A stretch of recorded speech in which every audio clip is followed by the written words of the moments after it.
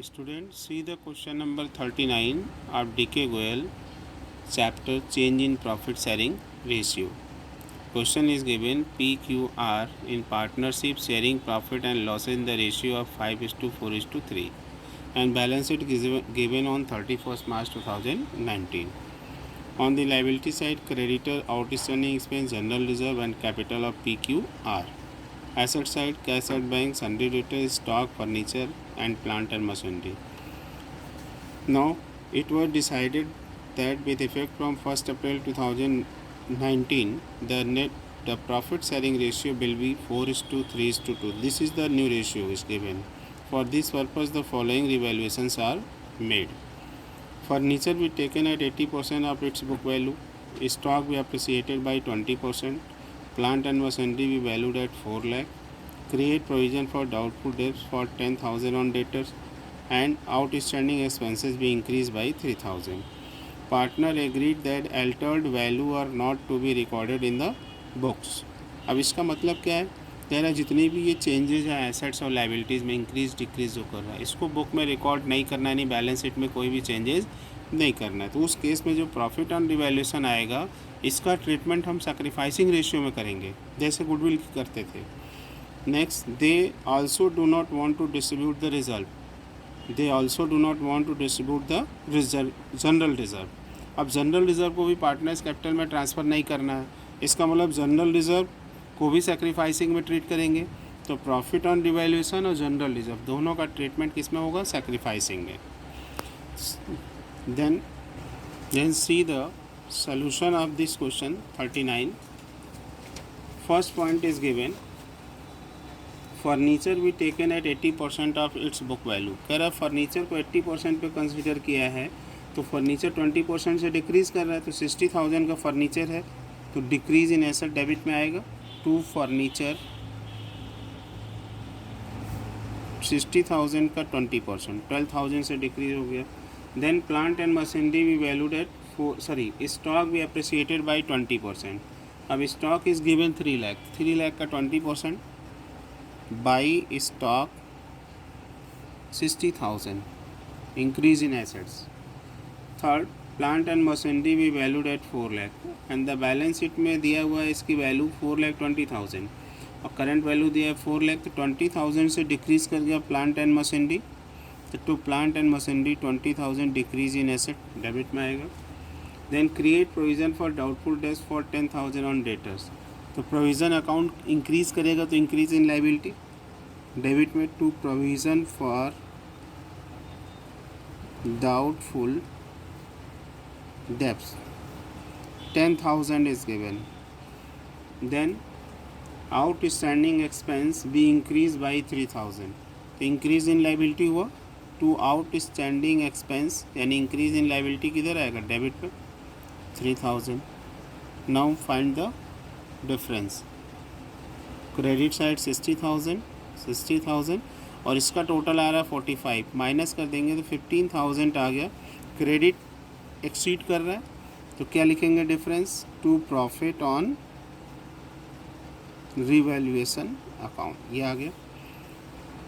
अब हमको एंट्री करना है. इसका ट्रीटमेंट किस में करना है? सैक्रिफाइसिंग रेशियो में. तो first we will calculate the sacrificing ratio. The sacrificing ratio, calculation of sacrificing ratio. Old ratio is given 5:4:3 and new ratio is given 4:3:2. Then sacrificing ratio of P is equal to old 5/12 minus 4/9 new है. Total LCM आ गया 36. तो 12 3 जा 3 5 जा 15 minus 16 4 4 जा 16 आ गया. Total कितना minus में आ रहा है 1/36. तो गेन कर गया, डेबिट कर देंगे. क्यू का sacrificing ratio old 4/12 minus 3/9 new equal to LCM 36. 4 3 जा 3 4 जा 12 माइनस 9 4 जा 4 3 जा 12 equal to 0/36. Neither gain nor sacrifice. R का कैलकुलेट करेंगे तो 3/12 ओल्ड है और माइनस 2/9 न्यू. तो सॉल्व करने पर आ रहा 1/36 प्लस में आ रहा है तो सैक्रिफाइस. तो ये हो गया क्रेडिट. अब हमको ट्रीटमेंट किसका करना है? Profit on revaluation 15,000 plus general reserve दिया है 75,000. इन दोनों का डिस्ट्रीब्यूशन सैक्रिफाइसिंग रेशियो में करना है. टोटल आ गया 90,000. Now pass the general entry P capital account debit to R capital account, क्योंकि पी गेन कर रहा है और आर सेक्रीफाइस कर रहा है, तो ये हो गया। अब इसका कितना 1/36 इक्वल टू, इसको सॉल्व करेंगे 90,000 इंटू 1/36 कितना आएगा, यही कर देते 90,000 इंटू 1/36 इक्वल टू 18 2 जा 18 5 जा और 2 से कैंसिल हो गया 2,500, तो 2,500 ये डेबिट हो गया और ये क्रेडिट हो गया 2,500। अब कह रहा है now prepare the revise balance sheet, ये होगी single journal entry. See the balance sheet,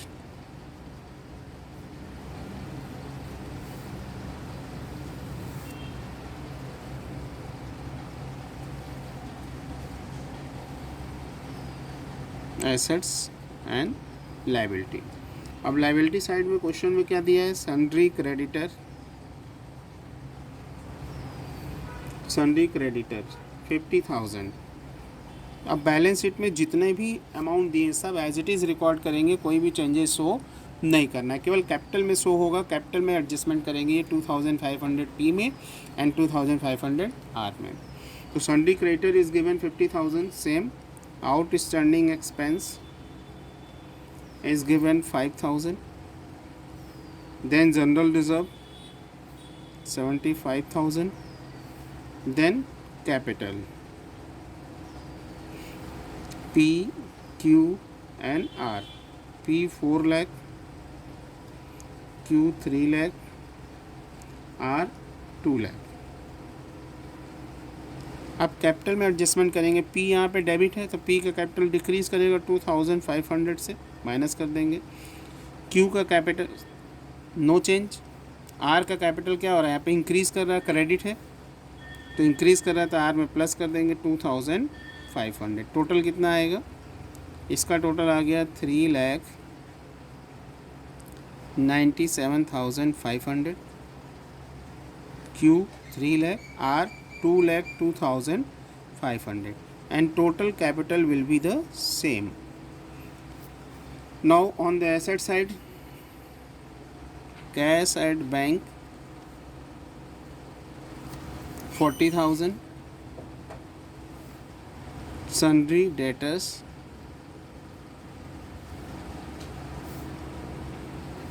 2,10,000, then stock 3 lakh, furniture 60,000 and plant and machinery 4,20,000. Make the total. Total will be 10,30,000. अब अगर क्वेश्चन में देता कि partners agreed that to record the altered value, अगर altered value जो changes value है increase या decrease assets का अगर रिकॉर्ड करने के लिए कहता है तो उस केस में हम सारे भी एसेट्स और लायबिलिटीज़ में जो इंक्रीज डिक्रीज हुआ है वो प्लस माइनस करके दिखाते हैं। लेकिन इस क्वेश्चन में कह रहा है कि altered value are not to be recorded in the books, तो उसको हम सैक्रिफाइसिंग में ट्रीट करेंगे तो ये सिंगल एंट्री पास हो जाएगा।